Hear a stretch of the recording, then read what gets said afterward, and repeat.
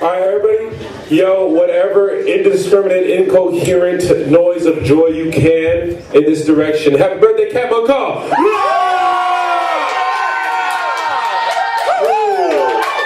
That's my friend. She real good at hugs. Alright, I'm gonna read 2 poems about ocean, or involving ocean, and 1 poem in the middle about how political things make me feel. Alright. When the things the other boys called at my ears finally sank through to my tongue, it came itself a rotten, bitter sponge, spoiled cloth reeking wet, drying on the back porch banister. I never understood meanness. I never could find a wound deep enough to offer back, so I ate them whole. The sullying word game sucked them senseless and took them into myself as my own brand. New name. Ugly is the name a man takes on himself when he has forgotten his mother's hands. When he has forgotten the way his tongue became for others' mouths. Once, I truly was a fresh fish, still swimming, and all the brine salt nothing more than a passing flavor across my gills. And then came that overwhelming hint of something beneath the lidless of my eyes. Unblinking, the thoughts bit themselves between my scales, and suddenly I am the sinking lure, slick covered with my brother's stomach acid and blood spackle, a tempting stench. Unhealthy pussy, wilting petaled flower, rock gut. It is the floating there heavy that hurts most. It is the knowledge only of this middle current, this inability to push down deeper into that murky wombness, this unwillingness to let myself release up, higher floating into the warbling light, just far enough above to wake me stuck in this emptying hole. Okay, politics. Whispering spaces in the outer thoughts of the television set, I am not watching C-SPAN. I am not watching C-SPAN because life is much too short to fall asleep to an endless conveyor belt of old white men who do not like my face. These old white men who have never seen my face, but they don't like it. And somehow not falling asleep to their monotonous new world reorderings makes me kind of asleep.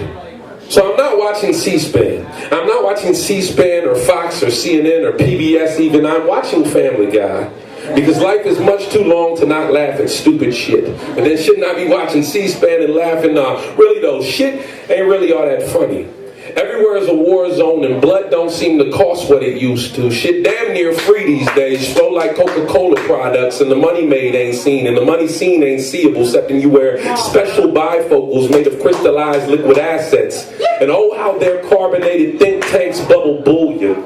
And who's gonna stop it, right? Who's gonna stop them seeing these tangible intangibles? All that home life security and great-grandson's tuition to be had. Who all gonna stop it? Shit, apparently not me, because I'm sitting here watching a white cartoon dog give a white cartoon man advice, and how white man don't take no one else's advice, especially not from no dog, and how I'm watching this dumb shit instead of whatever is current in Syria. Because man, shit just don't keep getting worse of what is happening in Ukraine, because whatever they white too, or Colombia, Mexico, or how they are still finding bodies in the Philippines from months and years ago, how babies still explode to bits in Vietnam, 40-year-old landmines still work quite well. But my iPhone just died and I can't find my charger, so I'm supposed to call people about that party tonight. And did you know that Iraq is still a gaping open wound? Now I thought we fixed that, or that somewhere right now someone is literally selling organs for bread. That's too bad, bro, but I gotta go to work now. So did you know that most of the earth is technically unemployed? Man, I really can't talk right now. I'm kind of watching Family Guy. Okay, Ocean. She is somewhere right now at this very instant breathing truer air than my own nostrils will admit.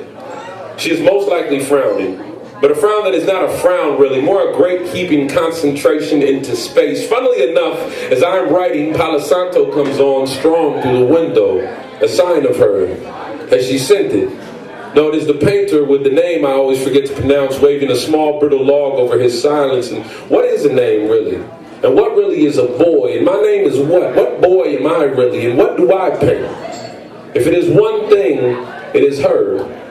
The way she looks in the morning as ancestors play hide and go seek in the air between us, she plays no games. Hers is not that kind of magic.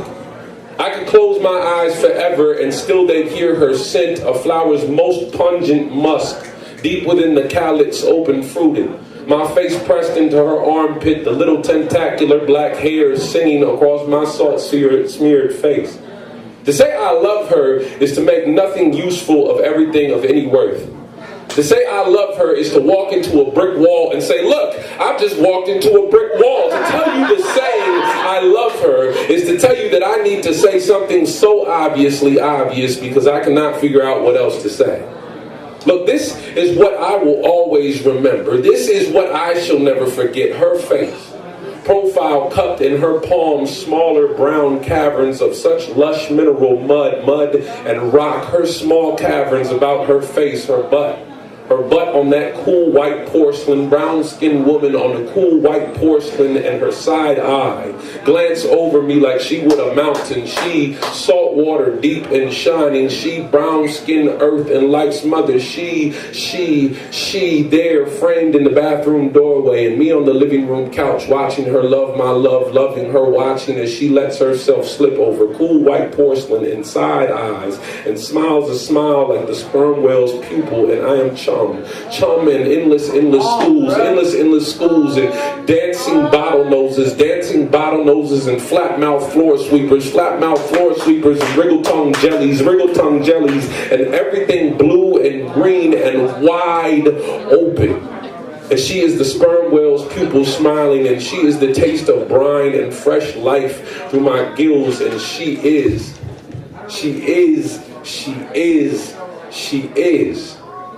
And I will never forget this. Yeah.